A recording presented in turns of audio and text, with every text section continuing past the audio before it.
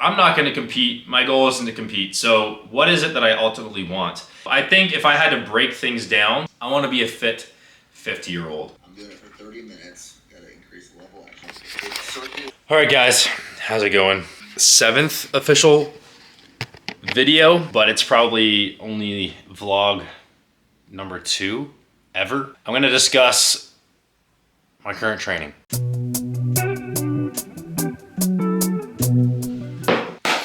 All right, guys, it has been a minute since I've actually done sort of a vlog style YouTube video, but today I kind of want to discuss how my training and my daily workouts have sort of shifted in the last, I want to say at least the last year. You know, for a very long time, I've been just very bodybuilding oriented. I've done a men's physique competition in the past, and I was always very into bodybuilding and especially just like building a nice looking physique, trying to achieve this physique that, you know, just drops jaws as you walk away. The more I think about that and the more that I train for a physique like that, I realized, you know, and especially becoming a personal trainer and getting just more knowledgeable and in-depth with exercise, and I've realized that genetics play a mighty big role in how your physique is going to look. And I know that might sound a little bit obvious, but I feel like some of us just don't realize how much, you know, our genetic makeup is actually going to dictate how we are going to look. And of course, if you're taking steroids, then you can kind of take that away to a certain extent, because obviously that is much more, there's much more than genetics going on there. But for myself, being completely natural, I have gotten to the point where I've realized the last 3, maybe even 4 or 5 years, my physique hasn't really gotten that much bigger. I've noticed some areas like my shoulders have gotten a tiny bit wider, my triceps, you know, that have gotten a little bit deeper lines, you know, but my legs really have stalled, my chest has been the same, and overall my lifts have only gone up by a tiny little bit. And I've realized that, like, I'm not going to compete, my goal isn't to compete, so what is it that I ultimately want?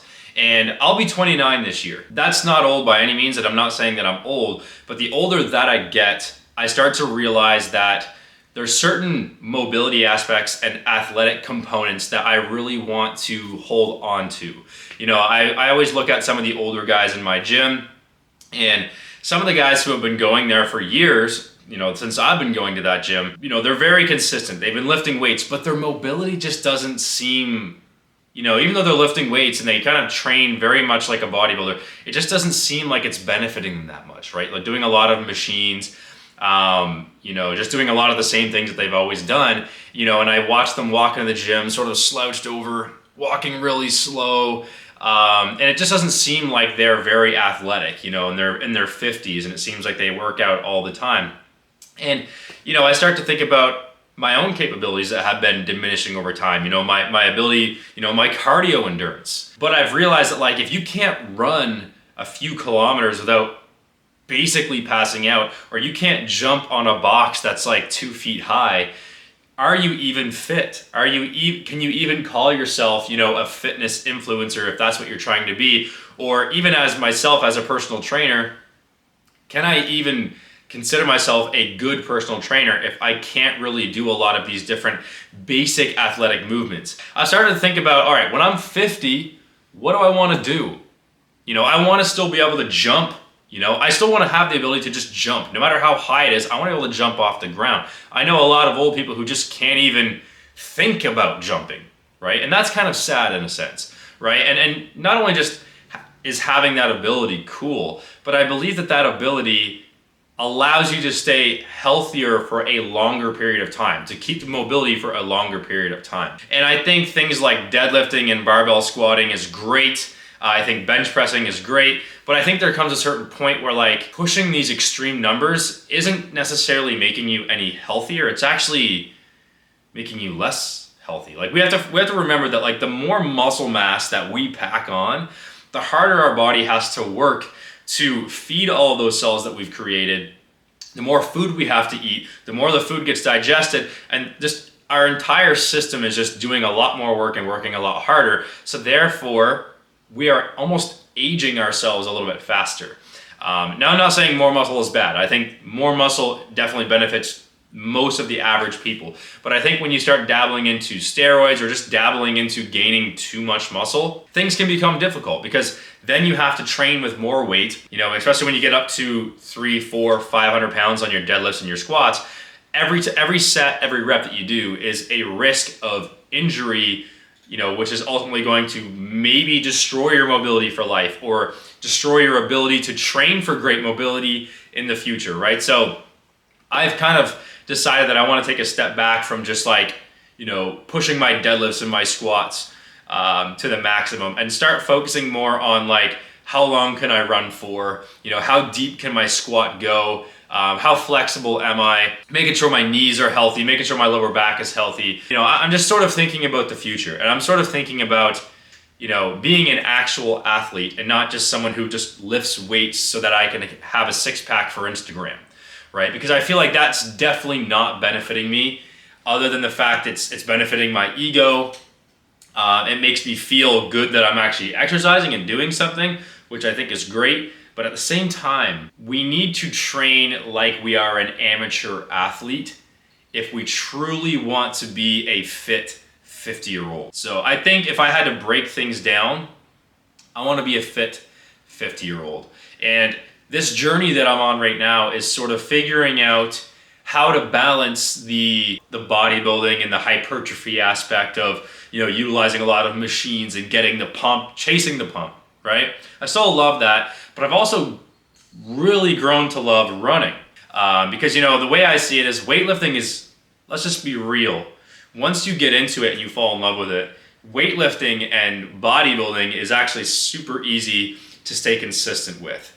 Now, I'm not going to say it's easy in general because I think a lot of guys go to the gym and just go through the motions and don't really get much out of it. Out of all the different forms of exercise that exist out there, it definitely is the easiest one to do and stay consistent with, especially if it's the only one that you do. I think it's really difficult to kind of balance like, all right, I'm gonna do some running, implementing things like burpees and box jumps and medicine ball slams. Like a lot of those things, like your basic weightlifters that are going to the gym that have wonderful and amazing looking physiques cannot even do these things, right? So that's something that I've really kind of been shifting, and it's something that I never really cared about. You know, I used to be like, you know, I don't really care if I can't do, you know, 30 burpees in a row or if I can't run 5 kilometers. But that was back when I was, you know, 22, 21, and all I cared about was deadlifting 500 pounds and having a giant chest. And, you know, so I think as you get older, you have to start thinking about those things. And that's what this video really is about.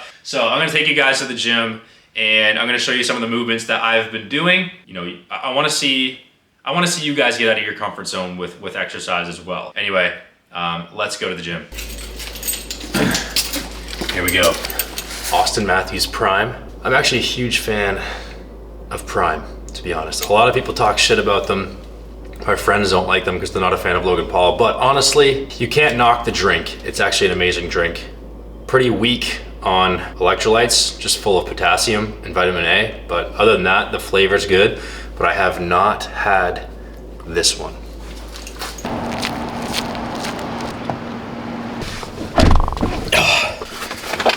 All right, guys, I am the man of many hats, as you will see. I probably have a good,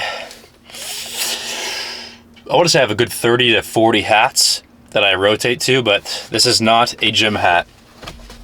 I have hats that I wear at the gym, and I have hats that I wear just out in public. I sweat a lot at the gym, and you know, they eventually get, you know, those little salt stains. I know that sounds gross, but the salt stains, the sweat, it just stinks and it's hard to clean. So some hats I actually have duplicates of because I love them so much that I want to have one for the gym and one for just everyday life.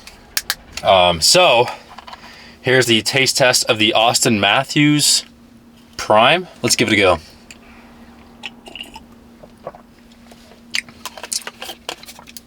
Yup. Very delicious, very delicious. But without further ado, let's get to the gym. All right, so let's quickly break down what my current leg day is like. So as I stated in my last video about kind of my core training and my core development, front squats have been a staple in my leg day for, actually this is only my 5th or 6th leg day with front squats. And I'm kind of starting from the ground up. A couple years ago, I worked up to around 275 on my front squats. I'm not really sure the reps, but it's been a long time.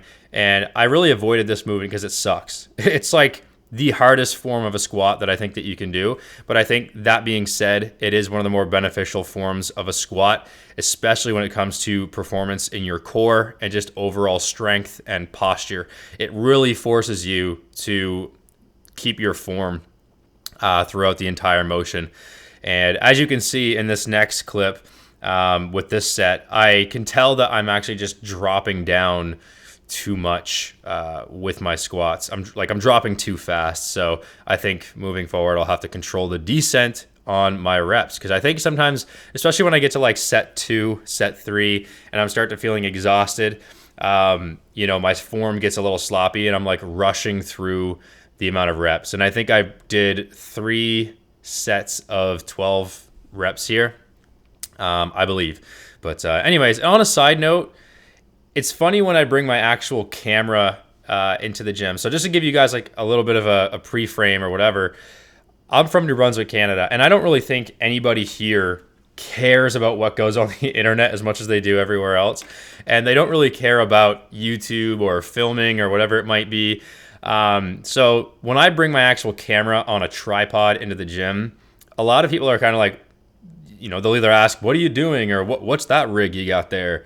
Whatever you do. And I'm just like, I don't even know what to tell them, because I'm just like, I'm just filming some workouts, I don't really know how to explain it, but I can tell a lot of these people just have never seen, someone bring a camera into the gym before. So it's kind of a funny little situation. Now, I have always said that no leg day is complete without some form of lunge. Now, I also have a podcast where this past week I broke down the top 10 exercises that I don't think I could live without. So if I had to live my life with only doing 10 exercises, I would, what exercises would I pick?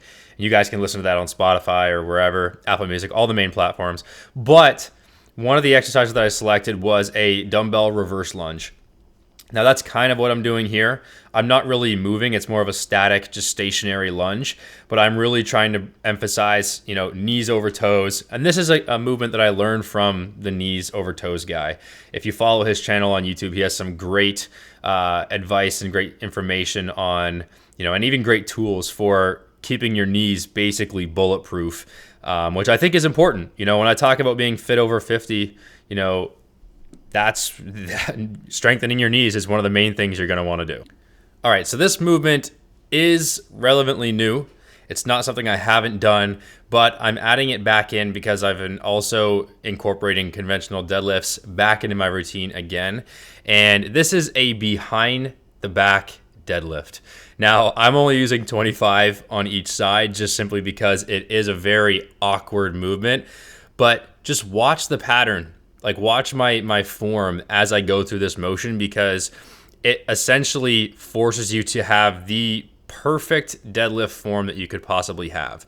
And I absolutely love it. It keeps the weight through the center of your feet, directly up through your body, versus like the deadlift being kind of out front a little bit. So you get a little bit of a different feel, but it does help you really slow down and focus on the actual movement. And it's very similar to a deadlift. It just feels different. You actually feel it a lot more in your quads. And maybe that might be, the limiting factor in your deadlift. So give this movement a try.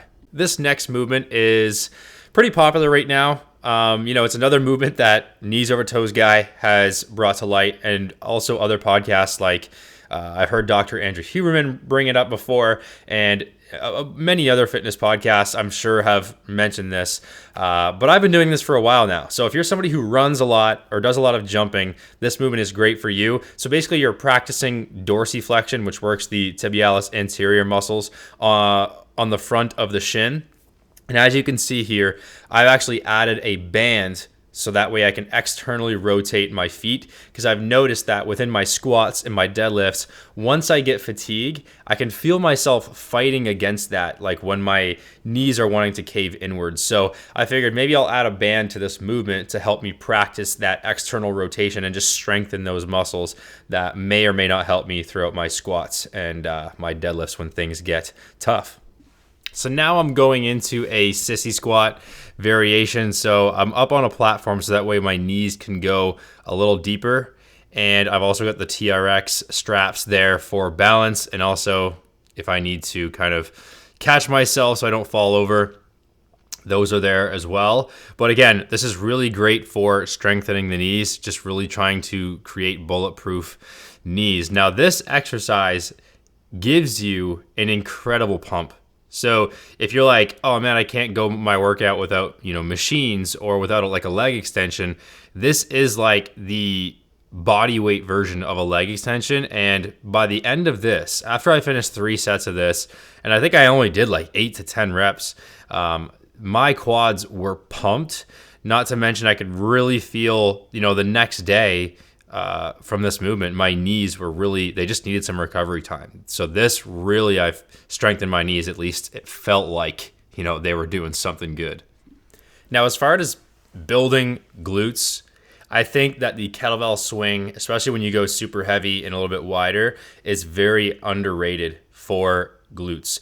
Like I said earlier about the leg extensions, like on the sissy squats, like this gave me an unreal pump. And it always does. It gives me an unreal pump in my glutes. Not to mention, like, if you stand straight up each rep with as much power, almost to the point where it feels like you're jumping, your glutes are just like firing off on all cylinders. Not to mention, like, if you are someone who's looking to jump higher, this movement is great. And of course, you get some more explosiveness, in through your deadlift if that's something that you want to improve as well. Another great movement, reverse hypers. Now, I will go from doing both legs together and just kind of coming up, about parallel to the floor, a little higher. And then later on, I go into more of an over-exaggerated extension than normal. And I also like to do single legs, one at a time as well. This movement is something that's been around for a while. I'm sure a lot of people have done this movement. So it's basically a Nordic curl for your hamstrings. And I decided to, and I kind of just thought about this today. I was trying to think about like a good place to do this other than the typical, glute ham machine that I was just on.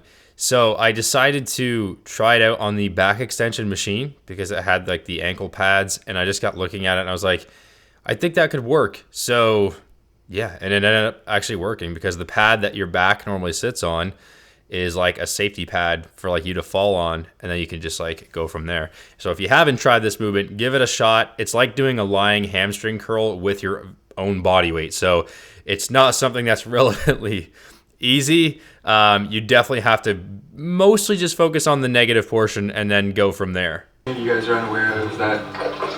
It's gone. It's gone. Quite blown away.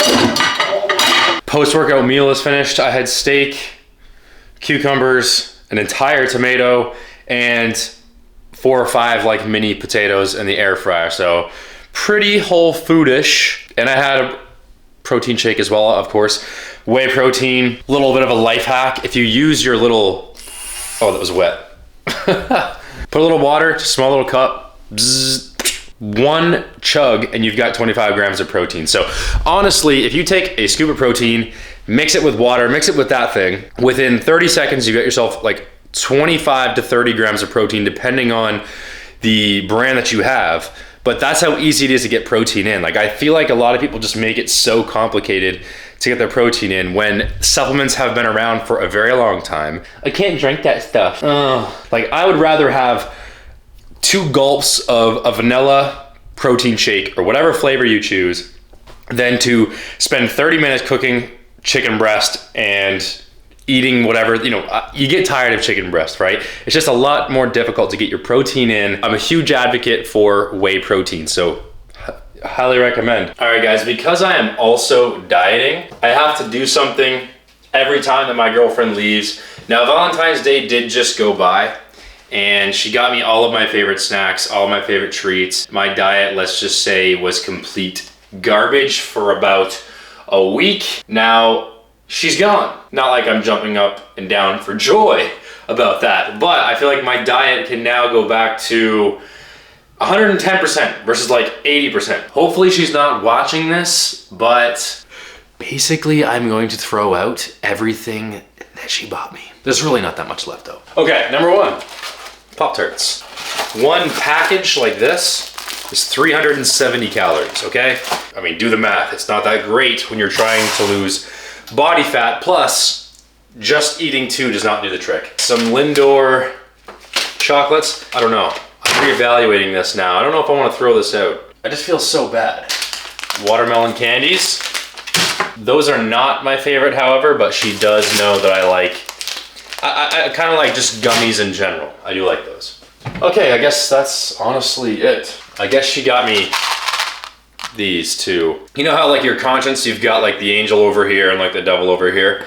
I find that she like plays both roles, but she likes to play the devil side when it comes to my diet. So all of these snacks are gonna be going in my closet because I never go in here. The action that concludes my day is answering my clients' messages before I decide to kind of shut my brain off. And it is 7:01, and it looks like I have about 15 of them to respond to. So I'll conclude the night by answering these.